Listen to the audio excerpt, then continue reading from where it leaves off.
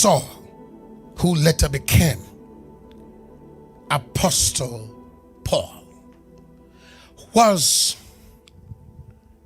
a Roman citizen, a Jew, a Pharisee, a lawyer, well learned, very influential.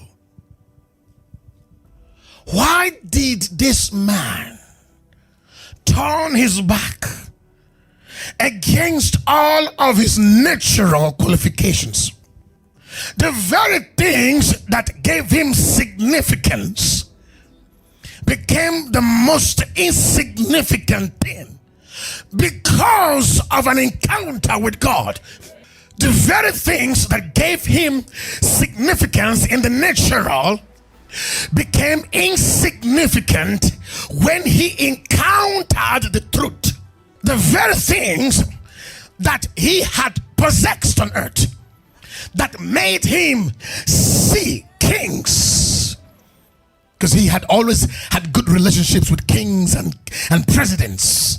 He gets approval to go kill Christians. He was so learned, well informed, very wealthy man, very influential.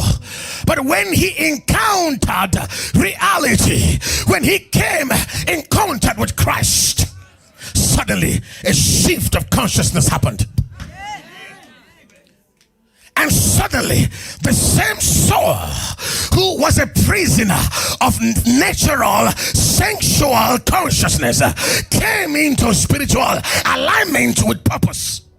Amen. When purpose is known, every other thing is irrelevant. Hey, hey, hey, my God, hey, when reality is discovered, that's the end of sensual consciousness. That is the end of sensual imprisonment. Paul spoke boldly and he said, I am an apostle that was preordained by God before the foundation of the world. So in the heavenly dimension, in the realm of reality, in Zion, it was registered of Paul to be an apostle, not a Pharisee, not a lawyer. When purpose is discovered, consciousness comes into alignment. You see, priorities change when realities are known. Intents, purposes change when realities are known. Suddenly the things you value become devalued in 1 second because there's a shift of consciousness. There is an alignment that has come. Zion has come in tune with what God has created you for. When destiny calls, when purpose calls, when reality prevails, what happened? What happened to Peter? A well-known fisherman, a powerful man that had all his lifetime had been a professional fisherman. But when he encountered reality, and not just encountering reality, when he encountered miracles, when he saw fishes, in fact he became so wealthy in one moment that he left the fishes, he left his boat, he left all of his skills and followed the reality. What can make a man leave everything he has and suddenly follow something beyond his natural acquisitions?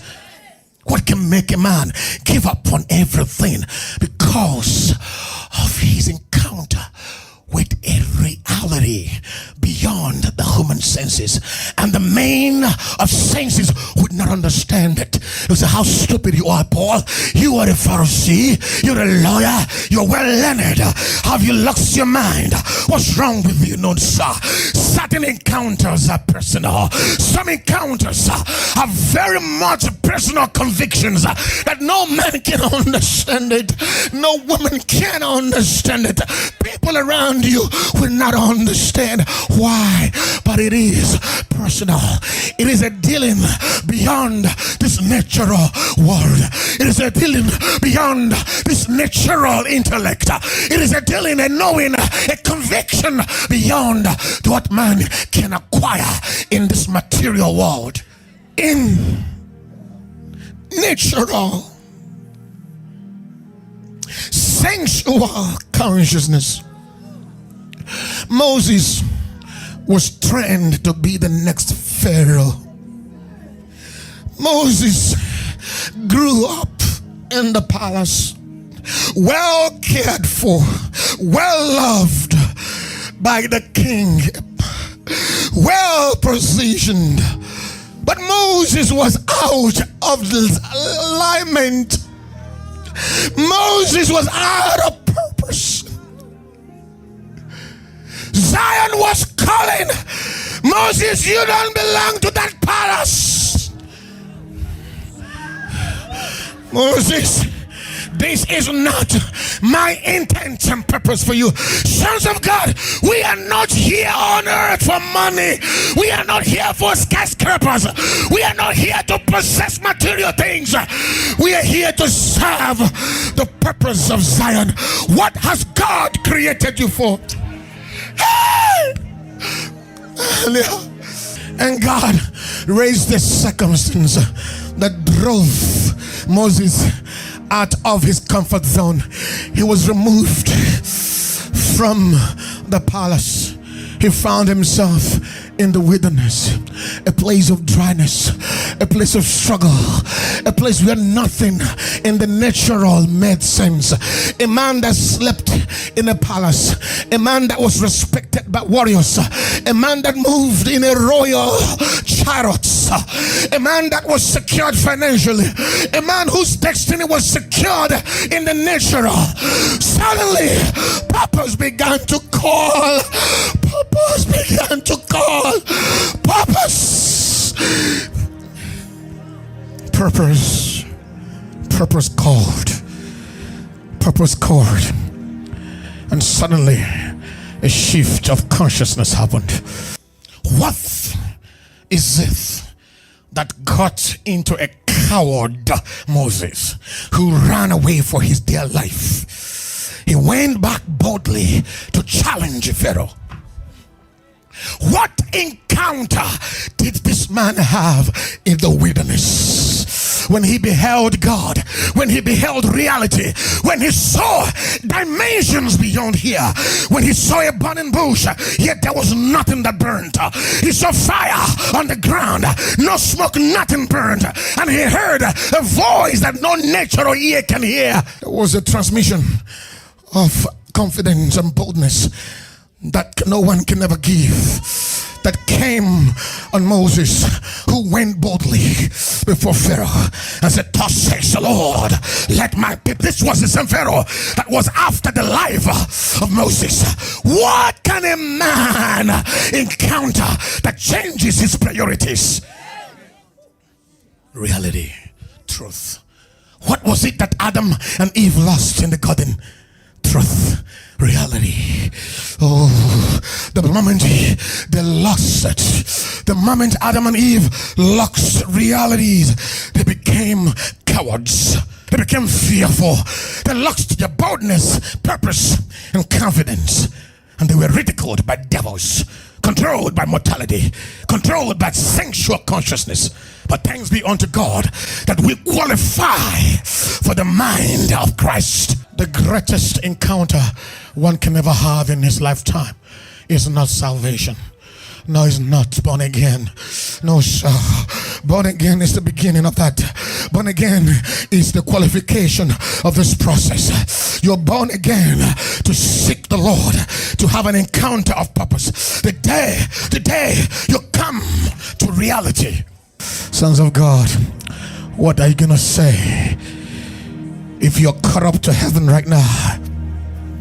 if you have come to the end of this sensual consciousness, because this consciousness is coming to an end. This consciousness has been subject to time. That's why people die. That's why pastors die. People are dying. People are dying. Men of God are dying. Death is not sin. It is a transition into realities.